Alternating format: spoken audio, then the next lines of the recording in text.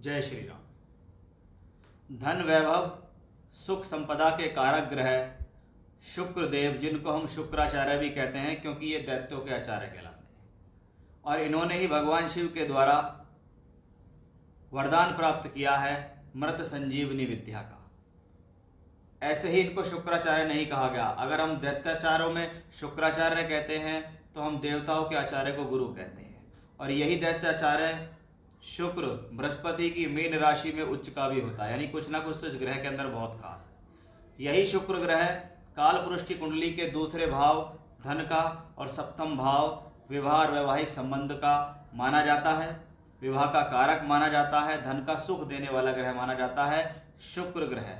यही शुक्र ग्रह अब ब्रह्मांड के अंदर 66 दिनों के लिए अस्त होने जा रहे हैं। आने वाली 28 अप्रैल 2024 के दिन शुक्र मेष राशि में अस्त होंगे, फिर ये वृषभ राशि में अस्त होंगे, फिर ये मिथुन राशि में अस्त होंगे, और ये 5 जुलाई तक अस्त रहेंगे।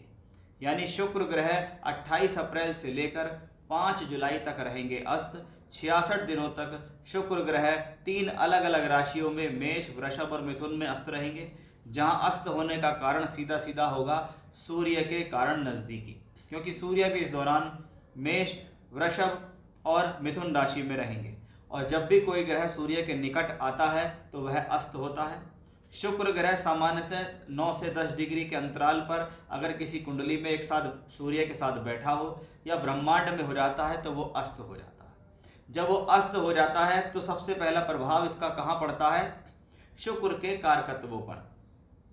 सूर्य के लिए कहा जाता है कि एक व्यक्ति अगर नॉर्मली या आंखों से सूर्य को देखने की कोशिश करे तो वो 5 सेकंड तक भी उसको देख नहीं पाता, यानी थोड़ी देर के लिए वो बिल्कुल कंबस्ट, अस्त और अंधा महसूस करता है। यही स्थिति ग्रहों की भी है कि ग्रह जब अस्त होते हैं तो वो ग्रहों का अस्तित्व तो रहता है, लेकिन ग्रहों के कारकत्वों में प्रॉब्लम है। एक व्यक्ति जो देखने में सब प्रकार से ठीक है, लेकिन उसकी आंखों पे पट्टी बंध जाए तो उसको मार्गदर्शक की जरूरत पड़ती है। उसको कोई बताने वाला चाहिए कि यहाँ पर क्या चीज़ है और ये कैसी दिखती है, तभी उसको पता लगेगा कि यहाँ पर आप इस काम करो, ये डायरेक्शन उसको दोगे, तभी वो अपनी हिम्मत, मेहनत, साहस उस जगह लगा पाएगा। इसी प्रकार से जब कोई ग्रह शुक्र जैसा ग्रह अस्त होता है तो उसके कारकत्वों में कमी आती है। जब कारक में कमी आती है तो शुक्र को लग्जरी का कारक कहा गया है, शुक्र को भौतिक संसाधन, भौतिक सुख सुविधाओं का कारक कहा गया है। काल पुरुष में उसको दूसरे घर यानी धन का कारक, फाइनेंस का कारक कहा गया, लिक्विडिटी का कारक कहा गया है। तो सप्तम भाव का कारक भी शुक्र है, यानी विवाह, वैवाहिक संबंधों के लिए भी इसको देखा जाता है। यानी जब कोई ऐसा ग्रह अस्त होता है तो उनका इन चीज़ों पर फर्क पड़ता है। यानी इस दौरान हम कह सकते हैं कि भाई आपकी कुंडली के अंदर अगर शुक्र कमजोर है और वो ब्रह्मांड में अस्त हुआ है तो आपकी पीड़ा बढ़ सकती है। आपकी कुंडली के अंदर शुक्र प्रबल है, वो ब्रह्मांड में अस्त हुआ है तो वो पीड़ा कुछ देगी, ज़्यादा बड़ी पीड़ा नहीं देगी। कुंडली में शुक्र अस्त है, गोचर में भी अस्त हो गया ब्रह्मांड में, तो वो पीड़ाओं को बढ़ाएगा, तो उस दौरान आपको प्रॉब्लम्स का सामना करना पड़ेगा। कुंडली में शुक्र पीड़ित है, गोचर में अस्त हो गया है तो विवाह और वैवाहिक संबंधों को खराब करेगा। कुंडली में शुक्र पीड़ित है, गोचर में अस्त हुआ है तो जिन लोगों को आंखों से संबंधित प्रॉब्लम्स रहती हैं वो इस दौरान बढ़ सकती है, क्योंकि शुक्र को आंखों की ज्योति का कारक कहा गया। शुक्र को डायबिटीज़ का भी कारक कहा जाता है कि जब ये गोचर में अस्त होता है तो इस प्रकार के रोग पर आपको प्रॉब्लम देता है। वो सभी लोग जो फैशन का, मॉडलिंग का, गारमेंट्स का, महिलाओं से संबंधित काम है, सुंदरता से संबंधित काम करते हैं, या आपका इंडस्ट्री में कोई काम है, सिंगिंग है, डांसिंग है, यानी जहाँ पर भी भौतिक सुख संसाधन आए हैं, जहाँ पर भी सुंदरता आई है, वहाँ पर शुक्र आए हैं, और ये शुक्र हो रहे हैं अस्त। यानी अगर आपका इनसे संबंधित कुछ काम है तो उन कामों में रुकावट दे आएगी, उन कामों में प्रॉब्लम्स आएगी, ये शुक्र के अस्त होने से है।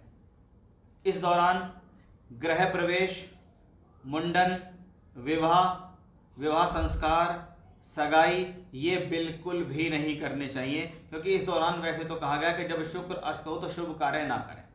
यानी आपको इन 66 दिनों में ये चीज़ें अवॉइड करनी है। और आप जानते भी होंगे कि इस दौरान 28 अप्रैल के बाद वैवाहिक कार्य बंद भी हो जाएंगे, विवाह होने बंद हो जाएंगे, क्योंकि शास्त्र के अनुसार भगवान शिव की तपस्या के बाद जब शुक्राचार्य को ये वर मिला, वो पहला वर था मृत संजीवनी विद्या का, उन्होंने वो मृत संजीवनी के लिए मांगा था कि मैं चाहूँ तो किसी को भी जीवित कर सकता हूँ, जिसका एक साक्षात उदाहरण है स्वर्भानु राक्षस, जिसको आज आप राहु केतु के नाम से जानते हो कि राहु केतु के अगर दो टुकड़े हुए हैं, उन दो टुकड़ों को सर्प से जोड़ा गया है, वो शुक्राचार्य की वजह से ही है।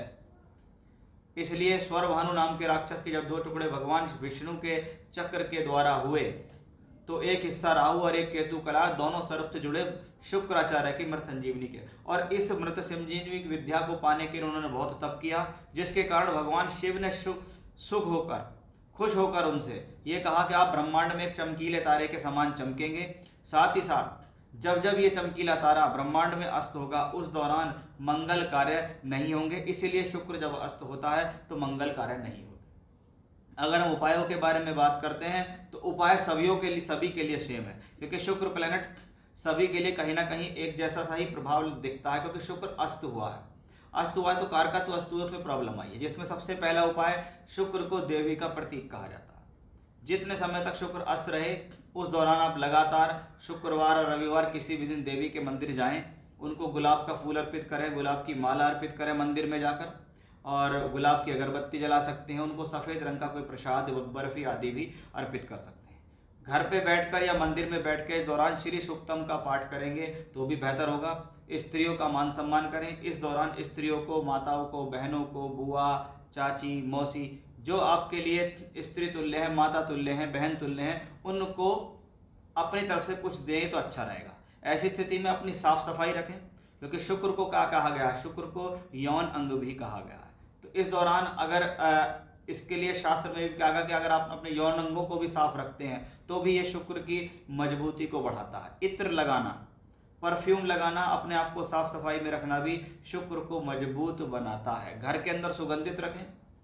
घर के अंदर आप कुछ सुगंधित चीजें जला सकते हैं, इससे इस दौरान घर का वातावरण भी बेहतर रहे। तो ये शुक्र अस्त होंगे तो क्या कर सकते हैं, ये मैंने आपको बताया, जिसका प्रभाव सभी लोगों पर एक नॉर्मली तौर पर, मोटे तौर पर देखा जाएगा, और इसका क्या उपाय करने पर आपको बेहतरी मिलेगी वो भी मैंने आपको बताया है। अब इसको देखेंगे कि आपकी राशि विशेष पर इसका क्या प्रभाव है, क्योंकि आपकी राशि से शुक्र किसी न किसी भाव के स्वामी हुए हैं, और उस भाव के स्वामी होकर वो आपको क्या देंगे, उसका क्या रिजल्ट है, क्या पॉजिटिव है, क्योंकि शुक्र इस दौरान अस्त होंगे और 3 राशियों में अलग अलग तरीके से अस्त होंगे। मेष में भी अस्त होंगे, वृषभ में भी अस्त होंगे, मिथुन में भी अस्त होंगे। तो आइए देखते हैं इसका आपकी राशि पर अब क्या प्रभाव पड़ने वाला है। आइए अब देखते हैं कि कुंभ राशि के जातकों के लिए शुक्र जब 66 दिनों तक अस्त रहेंगे तो आपको क्या फल देंगे। देखिए, सबसे पहले शुक्र यहाँ 3 चरणों में फल देंगे। पहला, वो मेष राशि में भी अस्त रहेंगे, वो वृषभ में भी अस्त रहेंगे, वो मिथुन में भी अस्त रहेंगे।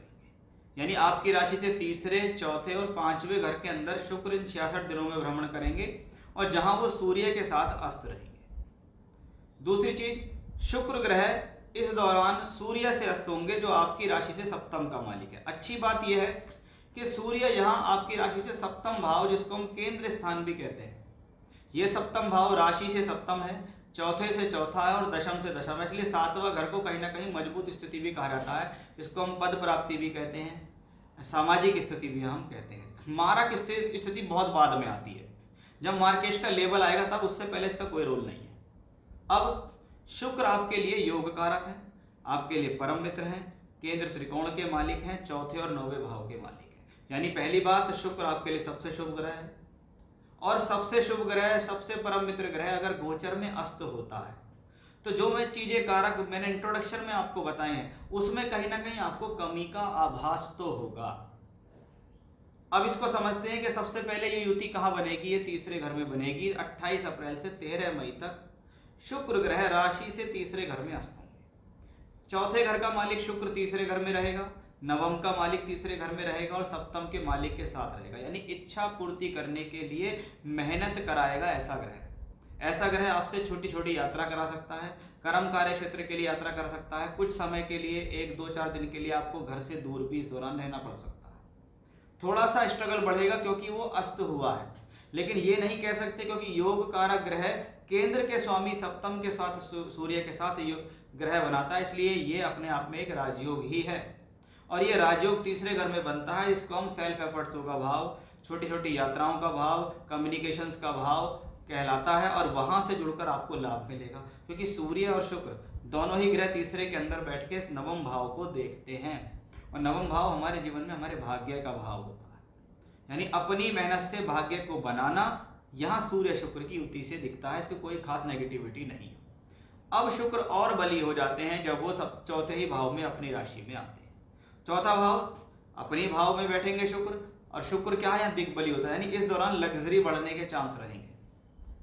या तो कोई अच्छी यात्रा आपके जीवन में होगी जो आपको लग्जरी दे, सुख दे, या कोई भूमि जमीन जायदाद प्रॉपर्टी से संबंधित आपका कोई अच्छा काम होगा, कोई रिनोवेशन होगा, कोई मकान आदि ले लेंगे, या फिर कह सकते हैं उसका कोई शुरुआत कर देंगे इन चीज़ों की, या कोई इलेक्ट्रिक व्हीकल या इलेक्ट्रिक आइटम्स घर के अंदर आ जाएगा, वो भी हमें शुक्र से दिखता है। ये शुक्र यहाँ पे चौथे घर के और कह सकते हैं तो नवम भाव के फल देगा, क्योंकि वो सप्तम के मालिक के साथ, और शुक्र सप्तम का कारक भी है, इसलिए जीवन साथी का सहयोग भी इस दौरान मिलेगा और वैवाहिक संबंध भी बनने के आसार, यानी विवाह पक्का होना, रिश्ते होने की भी संभावनाएं यहाँ से दिखाई देती है। अब बात आती है पंचम भाव की, कि पंचम भाव जो कि लक्ष्मी त्रिकोण भाव है, जिसको हम केंद्र से मजबूत कहते हैं।